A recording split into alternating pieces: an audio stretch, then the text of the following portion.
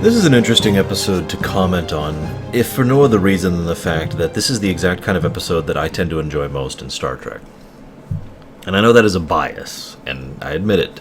A lot of people go to Star Trek for different reasons. What Star Trek is to different people varies. I mean, duh, right? But for me, Star Trek has always been best defined as character-focused, character-driven. Everything else is morphic.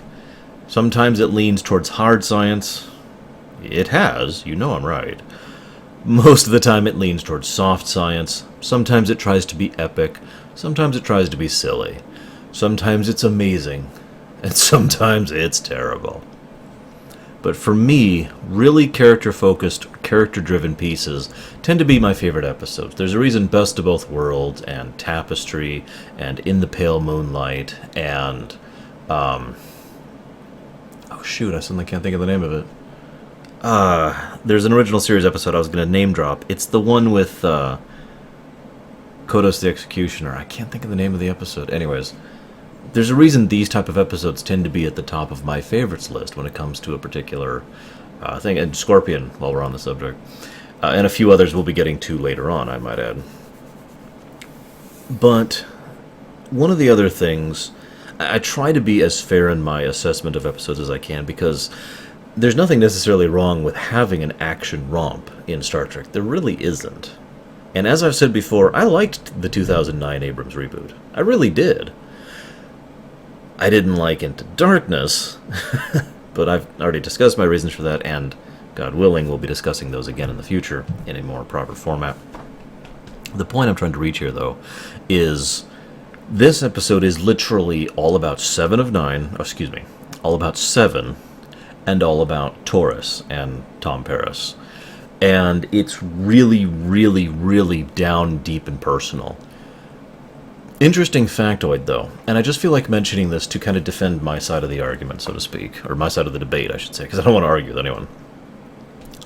Several of the episodes I mentioned, including In the Pale Moonlight, and Best of Both Worlds, and Scorpion Part 2, well, Scorpion in general, really, are all episodes that did have a real, violent threat to the ship, or to the Federation, or to the entire Alpha and Beta Quadrants, In other words, I don't just like it when it's a talky character piece. I mean, I do. Duet. Season 1, I believe, Deep Space Nine, is a good example of a pure character piece which has no big threat, has no overarching epic plot, and I still love it. But I bring this up because I've always felt like Star Trek is at its best when it marries the here's a situation we have to resolve, and the characters being brought into that, when the two are so integral that if you remove one, you have damaged the other beyond repair. What would Sisko's plight in the Pale Moonlight have meant if not for the reality of the situation he was facing? The doom of the Federation, and the Klingons, and the Romulans, and God knows who else would have fallen. If not for that overlooming threat and the scale and scope of what he was doing, what would the impact have been? If not for what the Borg meant both in the immediacy and what would have eventually happened, what would have been the point of Best of Both Worlds? If not for the fact that the Undine were trying to annihilate all life ever forever, what would have been the point of Scorpion? No, I could keep making this point. You get where I'm going with this, right? That's the point. This is an episode that actually marries the two, not as well as the others. It's not on that level of scale, but it still does it very nicely because there is a real threat to Torres and Tom, and to the ship, and to Seven. And it's all the same threat. It's all from the same source. And that threat would not have the same impact if it was not tied into them. And this is a truly rare example. In fact, I believe this is like the third episode in Voyager I've gone through so far, where the A and B plots are so integral to each other that they're practically seamless when it comes down to it. But I'm getting ahead of myself. For those of you who don't know, Roxanne Dawson was pregnant around this time when this episode was actually being filmed. She was about 3 months pregnant, I believe, going off of memory, and would be pregnant for basically the full duration of the remainder of this season. And they would do a lot of things to kind of work around that because obviously B'Elanna was not pregnant. Although, fun fact, that also kind of worked into the plot arc, and props to them for working that into her character. But, point remaining, I just mentioned because at this point in time it was still not a very well-known fact, even amongst the cast and crew. And so they kept doing these interesting things to really take care of her and make sure she was all right, because she was 3 months pregnant in a space containment suit, being hung up on wires and strings, pretending she was in outer space. In her own words, it was one of the most hazardly difficult and stressfully unpleasant things she's ever done, especially since she was trying to emote and act while under those circumstances. I just feel like mentioning that because I think she deserves praise for what she pulls off, not just for, yeah, she's a woman. That's not relevant. The fact that she managed to do a really good job in her portrayal, despite the egregious circumstances, was really well done.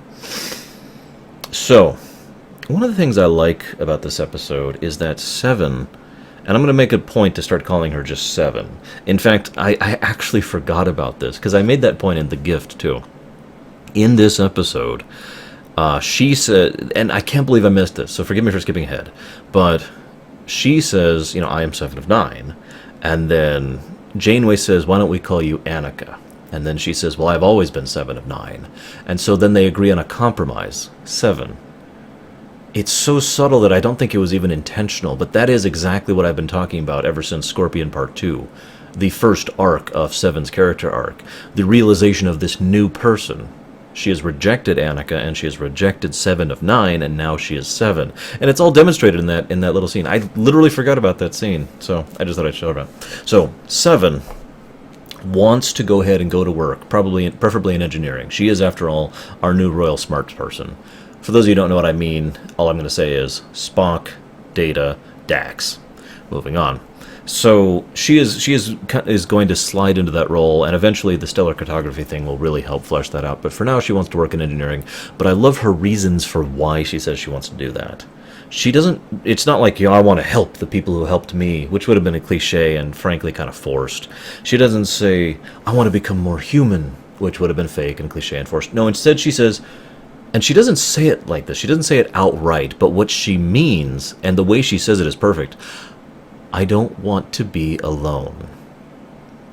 And that makes perfect sense, because she was a Borg. The Borg are never alone. And of course she wants to be amongst a community, amongst a new collective, because it's the closest thing to comfort that she actually knows, being with other beings, other minds, other thoughts. So yeah, I really liked the way they did that. And again, that is very integral to her first character arc.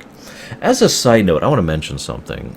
Star Trek's technology has always kind of gone through morphic periods when some stuff is vaguely defined, and then people behind the scenes will go down and hammer down. I mean, there's a reason they have the Star Trek tech manuals, but each time they did, I really should use past tense here, a new one of those tech manuals, they had to go and say, well, okay, let's try and make some of this stuff make sense, because it got a little morphic towards the end. We got a little more loose with the rules towards the end. But I mention this because the word transwarp was actually first really used back in Star Trek 3 to describe the Excelsior. It was literally just tossed out there as an idea to say, it goes faster, and nothing more. It's interesting to me because by the time of mid to late TNG, and this is true in DS9 and Voyager as well, the idea of transwarp is something that is ludicrously faster that Starfleet as a whole has not even the most beginning grasp of. And it's something the Borg have mastered. It's why they can reach so far and wide. It's why they could make the journey that Voyager made in 7 years in about 1.5. So, just a little interesting tidbit note. So, just like I mentioned back in The Gift and a little bit in Scorpion Part 2, but mostly in The Gift, Torres is very antagonistic towards Seven in this episode. And it's really easy to see why. From an outside perspective, I know several people, myself included, look at that and say, Torres, what the hell? And automatically take Seven's side on that. And naturally so. But you have to remember 3 big things, really. Debatably 4. 72 big things. The Spanish Inquisition. No, the first thing is Torres is not the most diplomatic person to begin with. I mean, she's definitely been working on that. She's definitely better than her Season 1 counterpart. But she's still Torres. And in fact, one of the big points of this episode is that she is still struggling with herself, with her issues. Self-esteem, defensiveness, aggression, her own aggravation. I'll talk more about that in a little bit. So that's the first point. So Torres is not exactly the person to really be giving the olive branch to Seven here to begin with. Second interesting point. Torres has been having a really bad day. I know that sounds, mundane, but I think just about everyone watching this can attest to this, as I certainly can a few trillion times over. A really bad day can totally change your complexion, can completely change your attitude. It is much harder to be yourself when you've had a really bad day. Third point. This is basically one episode after she became a crew member. One episode after she stopped trying to turn the ship over to the Borg. In other words, it has been at absolute most a week or two since that incident. So someone who literally was your enemy in the worst way possible, I might add, a couple weeks ago at most, is going to be hard to try and take care of and again, reach out that olive branch to.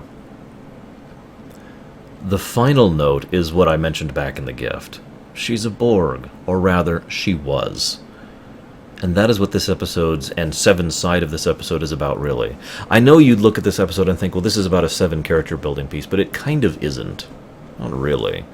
This episode, as far as Seven's character development, is all about introducing her to concepts. Things like guilt, or shame, or feeling discomforted, or feeling comforted, or feeling accepted or acclimated, or anything along those lines. Understanding mere concepts such as gratitude and kindness. These are things that she has to be introduced to, remember. So this episode is literally the very first step in her character arc. And yes, I did just literally take a step under my desk there. Very first step. This is what these concepts mean. That's her side of the thing, but it is still one of the most important things with regards to the crime of being a Borg drone. Now, I talked about this before. I talked about this in a video I did just about the Borg. I talked about it in Unity. I mentioned it briefly in The Gift and in Scorpion Part 2. To be a Borg drone is to be the ultimate victim. I'm only going to cover this briefly here, but this is the episode that really solidifies that. This is a person who was, past tense, a Borg. And that will forever scar them. Before, they were helpless, powerless. You can't really resist the Borg. All you can do is die or be assimilated. Really, those are your options long term. So you're assimilated. You become Borg. You are now one of the collective, doing horrible, unimaginable things. Don't forget you're aware of it the whole time. We know this from some repeated fact of people who have been assimilated. You are fully conscious of all those things all the way through. If you manage to get out, you still remember everything that was done. So it is the worst kind of possession from typical fantasy stories or other sci-fi stories. So you are a victim because you are taken, and then you are a victim because you are forced against your will to do things you don't want to do. And then you're a victim because everyone else can only see that you are a Borg. Intellectually, they may know that you were a Borg. But again, I use Picard as the greatest example here. And I'll be talking about this when I finally... God, I can't wait to get to Deep Space Nine. Because, yeah, the mere fact that Sisko, who is a pretty decorated officer even before the show started, could hold such a grudge against someone that he intellectually knew was a victim, but it just had so much of emotional scarring on him. Granted, the death of his wife tinted that. But the point is, that's not the only example of that. I'll be talking about this more throughout when we go to a few things in TNG and when we talk about the movie First Contact. But to summarize really briefly right here, the best ship in Starfleet was sidelined because they were worried that its captain wasn't good enough. Because they were prejudiced against him because he was a Borg years ago, once. And that's the kind of thing that just sticks with you forever. And again, Picard was only assimilated for a very small period of time. Days, weeks, we don't know exactly, but it's a small period of time. Now let's fast forward back to Seven. These people demanded her as payment so that they could inflict pain upon her and brutalize her. It's fascinating because the portrayal of the guest star, there's only the one representative really, is simultaneously good and horrible in this episode. Because in the first few scenes, I feel like the actor was floundering. He was trying to act like, oh, please help me. He was acting like the victim. He was portraying the victim. But one of the horrible things that can happen is the victim turns into a victimizer. The victim becomes someone who oppresses others. They went through all this horrible stuff, so now they want to do this horrible stuff to others. it is sadly a very natural thing. Not what I personally would call gratifying or satisfying or indeed good. And yes, that is speaking from experience. Sorry, I'm not much of a revenge guy. But it is understandable at the very least. And so his throughout as I'm watching this episode, I'm watching the guy's acting, and it's just kind of okay. And then there's the scene where he sees her and he flips out and just starts raving at her. And that was perfect. That was exactly what it should be. That really highlighted what was going on here and really showed that victimization thing on display. This is a man whose mind was broken, and that makes sense. It also explains why he would do such terrible, despicable things that he does throughout this episode. And he does, and his people do. He outright threatens Voyager. People who helped him without need, without... They didn't even ask for anything in return. They just offered out a helping hand, and he was willing to hurt and destroy them out of his madness, out of his broken shell. The episode never says this outright, but it is heavily implied that the only reason that he is able to move on and begin mending that wound in his mind and heart is because the Borg on their ship, 7, is the one who reaches out a hand of friendship to him. And I kind of like that a lot. It's such a wonderfully built geometric piece, because every point balances the other points. I haven't even talked about Torres and Tom yet, but they fit into this pattern perfectly. 7 needed to be at the earliest stage of her development for this story to work. They needed to be brutalized by the Borg. However, they needed to still have some sense of conscience or ethics within them for this to work. And she needed to be at the point where she was willing to try and accept and learn and adapt to new things, and it just... really great stuff. I just want to mention one other thing really quick here. Janeway, later on in this episode, they're trying to figure out what happened. And Janeway pretty much, she tries to dance around and she tries to be politic or diplomatic, but she basically says, 7, did you sabotage the ship? And 7 says no.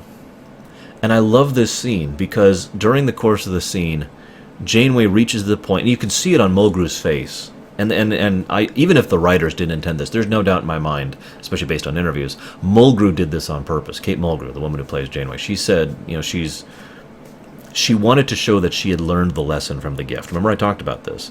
All of her efforts to reach 7 failed until she was willing to take that injury. To be the one who was willing to be the injured party and reach out further than the other person could. Not halfway reaching to that person. Reaching all the way to them, even though it was risky to her to try and reach that person. And so she believes 7. She says, yes, I believe you. And as strange as this sounds, that is more dangerous and difficult to do than it sounds. To freely say someone who has the cause and motive and possibilities and skill to injure you grievously, and to basically say, I believe that you didn't, I accept that you didn't, and I allow you the further possibility to do so. That is pretty much the definition of trust. And trusting 7 like that, I feel, is one of the biggest reasons why 7 made that first step of actually adapting and trying to understand, wanting, I should add, to understand the concepts that were being introduced to her in this episode, because she didn't seem that interested into it up until that scene. And then she actually opens up a little bit to Janeway in that scene. She's like, I'm having difficulty acclimating, blah, blah, blah, blah. Really good stuff. Let's shift over to Torres. Now, I haven't talked about Torres much. This episode, the Klingon part of Torres is almost irrelevant to this thing. The only note I want to mention is that there's 2 things I want to mention in this. Number 1, it is worth note that, and Torres herself mentions this, it's possible that Torres is basically, your focus determines your reality. For those of you who don't know, that has real-life applications and is something a lot of people believe in and agree with, and has some data to prove it and some data to disprove it. Whether it's true or not is irrelevant. Now, I personally do agree with that concept. If you go into a situation looking for a fight, statistically speaking, you are more likely to get a fight out of it. The observer affects the observed. Very simple stuff, right? The point here is, in this context, it is possible that Torres was literally kind of making, or at least over-exaggerating her bad day worse because she was already torn up about this Day of Honor thing. And that will, of course, lead to a few other episodes, which are coming later on, about Taurus, which leads me to my second point, the Klingons. I don't want to talk about the Klingons here extensively. I'm going to have to pick an episode somewhere to really talk about the Klingons in Star Trek. All I'm going to say here is this. I have noticed amongst the many, many, many, many wonderful Star Trek fans I've met over the years, and there have been so many conventions, so many people, so many of my fans who are watching this right now, and hi, what's up? Star Trek, woo! Can I get a woo? No? Oh, okay. Yeah, there's a woo, okay. I have seen basically what boils down to two perspectives about the Klingons. The one perspective is, well, basically that the way they are portrayed in Enterprise is the way they should be. And the other perspective is, well, the way they're portrayed in Star Trek VI is the way they should be. Now, I use those because those are extremes. There's a lot of gray in between there. Martok is a very excellent example of a gray in between those two extremes. So is Galron, in all honesty. So is Worf. But I don't want to go too much into the Klingons right here, like I said, but suffice it to say that of these two perspectives, I am admittedly more in the Star Trek VI camp. So when I see the Klingons be more barbarian and, well, I'm just going to say it's stupid, as opposed to, you know, the Klingons. I'm sorry, I'm being disregarded. I apologize. That is just my perspective. When I see the Klingons be more the brutally vicious, you know, antagonistic to a fault kind of a thing, as opposed to, well, to be honest, having their own really unique and interesting culture. TNG really fleshed out the Klingons in so many different ways. And I'm reminded of the episode Sins of the Father, I want to say, in TNG, where, spoiler alert, Worf found out he had a younger brother. That episode, you know the one I'm talking about? That episode really, really fleshed out the Klingon culture in so many different ways, and it was really fascinating the way they did it, and really helped sell the Klingon culture to me, and made it, and DS9 continued that trend as well, obviously, since the Klingons were such an important part of that show. I'm getting really off topic. Point is, this episode, and indeed, from this point on in Voyager, the Klingon society is going to be kind of portrayed that way, in the more leaning towards the Enterprise side of things. And I just wanted to comment on that because it really struck me with the way they wrote the Day of Honor Festival. Now, I know, the Day of Honor Festival and all the things actually came from a book, but I'm just pointing it out. And I'm sorry, I gotta explain why I point this out. The Klingon culture, for me, the one I've always seen, has always acknowledged that not everyone is a fighter. There are other ways to earn honor. There are other ways to serve your country or your people or your clan or whatever. Engineers and scientists, in many examples, and I know because Star Trek's not consistent, but in many examples have actually been honored and revered and venerated people of the Klingon Empire. And of course they are, because no empire, especially in an interstellar age, is going to function without those kind of people. I bring this up because I was really hoping when I first saw this episode that the Day of Honor ritual would involve things like, you know, what is it you have accomplished? What have you done? What has been worthy of honor? And Torres could say, well, I have crafted this engine, and I have built this thing, and I have kept this ship going with no backup and no supply, completely cut off from all possibility of reprieve or parole. You know, if you think about it, what Torres has done by some definitions of Klingon honor is actually really honorable. The battles she fights daily are worthy battles. Again, the Voyager is in the Delta Quadrant. No backup, no relief, very few supplies, constant issues, no possibility of repairs or reprieve or anything.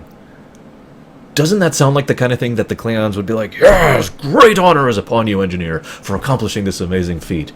And yet instead they say, okay, first you have to eat something gross. I shouldn't say it that way. It's gross to me because I'm human. But, you know, eat this, drink this, pain sticks. Of course, there's always pain sticks. Fight this guy, endure this physical trial. Now that works for a warrior, for a fighter. But that doesn't work for a scientist. That doesn't work for an engineer. That doesn't work for a botanist. Yes, by the way, we do know that there are Klingon botanists. We saw one in TNG. It doesn't work for farmers. It doesn't work for workers. There's a reason working class is usually considered a separate caste of its own right, you know? I just felt like sharing that. I'm sorry, I really went off on a tangent there. I apologize. Again, I'll talk about the Klingon culture much more later, when I really have a reason to. Let's breeze through the rest of this. I like Neelix in this episode a lot. And I love it because it actually dovetails beautifully into what I was just talking about with Janeway. Neelix reaches out the extra length to Torres in this episode, and he does it beautifully. He does it exactly how it should be done. He reaches out without being pushy, without being obnoxious. He did his homework before he even showed up. You know, he shows up with the pie, and she's shocked, and he's like, well, I'm sorry. It's the day of honor. I make it a point to know that so I can help people. And that right there, I make it a point to learn the cultures and days of celebration and songs of all the races of this crew in order to be this morale officer. Makes a lot of sense to me. Completely in contrast to him, well, let's just say what he did back in Tuvix to Tuvok at the very beginning of that episode. If you know what I'm talking about, you know it. And I don't feel like going into it. Ugh. You know, that was no. But this, yes, definitely. That's culturally, it's culturally diplomatic. It is considerate of other people's cultures and societies, and trying to reach out to them to show you that, you know, you may be different, but we're still cool, right? Which, again, is in many ways one of the Roddenberry ideals of Star Trek. And then, and this is beautiful, when she says thank you, but no, he lets it go. And he says one final thing, and I love how he says this, without knowing what's wrong with you. You get pent up, you have all these little frustrations, you have a temper, and you keep it in. You keep it in very well, but it boils up and boils up until you blow up at someone. Vent at me. Yell at me. Insult my mother. He actually says that. I think he says, insult my parentage. But, you know, I will be a pressure valve for you, Torres. Just because he cares, just because he wants to help her out. That is the Neelix that I wish we had seen more of, because that is so on point as far as I'm concerned. And again, fits perfectly with the way he was portrayed back in, shoot, I can't think of the name of the episode. Fair Trade, was that it? The big Neelix-centric episode back in Season 2. Anyways, back before the Necroid Expanse. I just really wanted to gush on that because that was exactly what it should have been. Another interesting thing about Tom Paris. I know, I haven't actually talked about Tom that much yet. Tom is just as important and integral to this story as Seven and Torres are, really. He is still at a point where he is primarily trying to be Torres's friend. And this is a crucial thing. I've always felt that there are three big reasons, I swear I'll stop doing that, why the Torres and Paris relationship worked. The chemistry between the actors, and the fact that they built it up are the things I've talked about before. But the third one, I don't even remember if I mentioned this before, but I think I did back in Displaced, is the fact that they were friends first, and the friendship was in priority to them, and then that developed into a relationship, not a fling, not you're hot and I want to do you, a relationship, which is a whole different thing, and a whole lot messier, speaking from experience, and much more engaging and interesting. It allows the viewer to be more invested in it because the characters are more invested in it, you see? So the way he approaches her for most of this episode is still that friendship perspective. Now, I know you're going to contradict me here. I'll get to that in just a second. But when he goes to her quarters for that dinner thing, and he's like, you know, what's going on? I've been trying to find you. I've been trying to take care of you. And she is just completely shut up and closed off. And Tom literally is just like, okay. And it's a shame because Tom is so wonderfully human. I think I've finally realized in this episode that is the primary reason why Tom Paris is one of my favorite characters on Voyager. It's not just because the actor, although McNeil is great. It's not just because he's competent, although that's nice to see. It's because he is very human. He opens up with some lighthearted joking, and Torres just kind of shuts him down, and he says, okay, and starts approaching her seriously because he knows when to let go. And yet when she says something that's hurtful to him, he is still hurt. He is not perfect. He is human, you see? And I love that human portrayal that he does. So he gets hurt and he makes mistakes and he screws up too. And yet at all times he still keeps reaching out. He can't help himself because that is Tom Paris. He is probably the most caring individual on the entire crew, in all seriousness. He cares so much. And this is so wonderfully demonstrated. And again, one of the reasons why this geometry of the two plots is so wonderfully sewn together. Because he also cares about Seven, even though she just joined the crew, again, a week or two ago. Even though, all that stuff, because even though intellectually, naturally you should care about someone who has been victimized as much as Seven is, for him to reach out to her so immediately and so apparently, not because she's in a skin-tight suit, but because he cares about the person there. That just speaks volumes to his character. He says, I am not one of those people who thinks bad about you for what you did, and I'm here for you if you need me to be so. And throughout that whole conversation, he's trying to reach out to her, and she's basically giving him the iron wall. It's something Seven will do for several more episodes. That's what I'm going to start calling it, the iron curtain, if you will. I am a Borg, I am a Borg. But we know there's more under that. And this episode shows that, because at the end, when he finally has, even though she keeps shutting him out and shutting him out and shutting him out, Tom keeps reaching out to her until finally, at the end of their conversation in that hallway, she says, I don't forget what she says, but she says, I will take your, she appreciates it.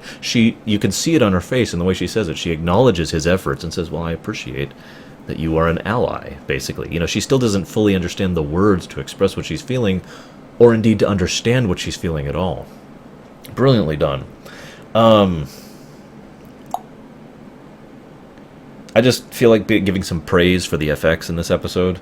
They did some great stuff with the suit. It is obvious that they're in suits on a blue screen, especially with 10 plus years, 15 years, however long it's been of technology and advancement. But it's still really well done. They actually came up with this whole pulley seesaw method to keep them bobbing as they were on the thing, so they weren't just hovering there in space. It was really well done. And they had some really great shots of the warp core and the warp core being ejected. And this is more impressive than it sounds, they got several shots of engineering without the warp core there. That took some real working on the set, so that was really good. That was some good stuff there. Anyways, so they're on the spacesuits, and they're there, and the whole time, Tom is just basically coming on to her. In a sexual manner, specifically, not a romantic manner, okay? And I mentioned this specifically I said I'd get to this later, and you might be thinking, well, Tom's just being a horn dog. No, Tom's just being Tom.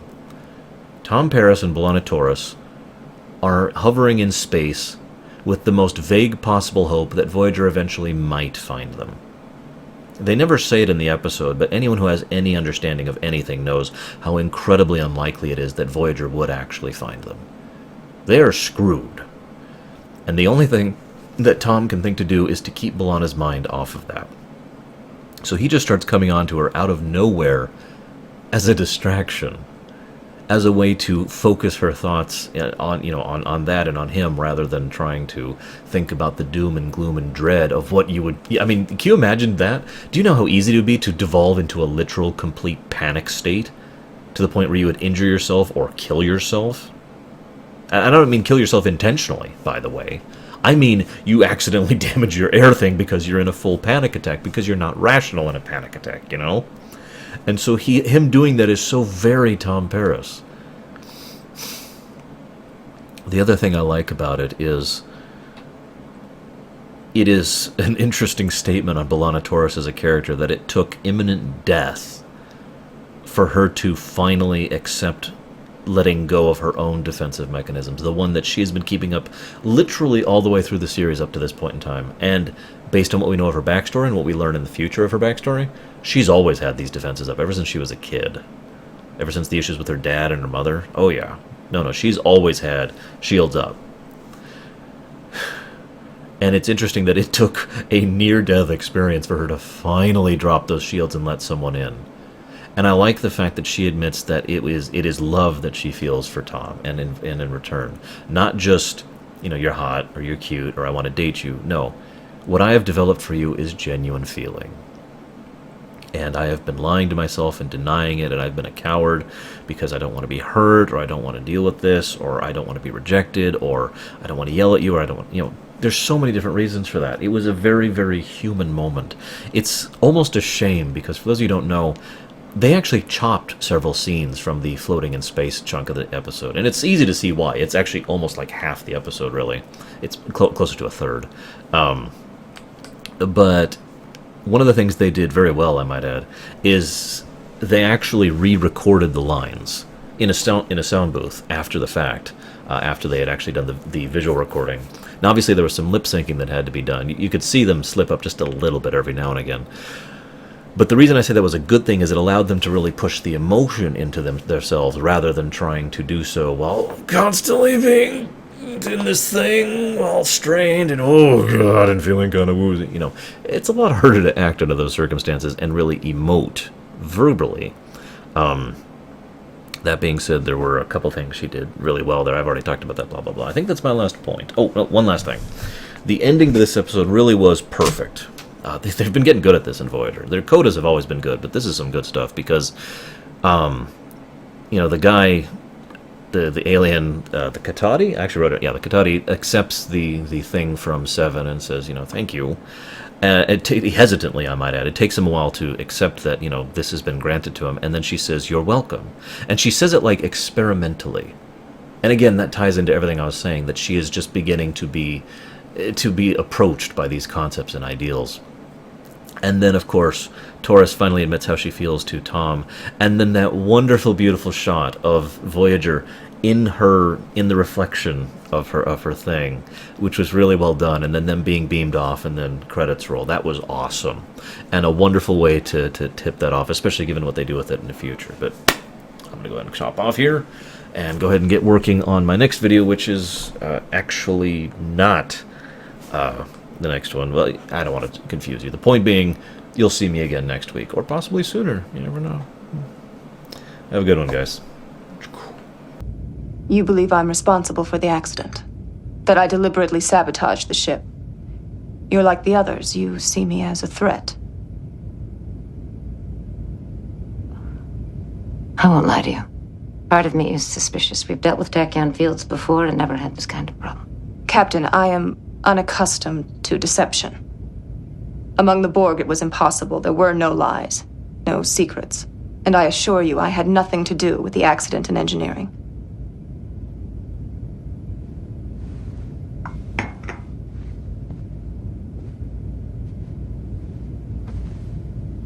I believe you. Thank you. I am finding it a difficult challenge to integrate into this group. It is full of complex social structures that are unfamiliar to me. Compared with the Borg, this crew is inefficient and contentious. But it is capable of surprising acts of compassion. Unexpected acts of kindness are common among our group. That's one of the ways we define ourselves.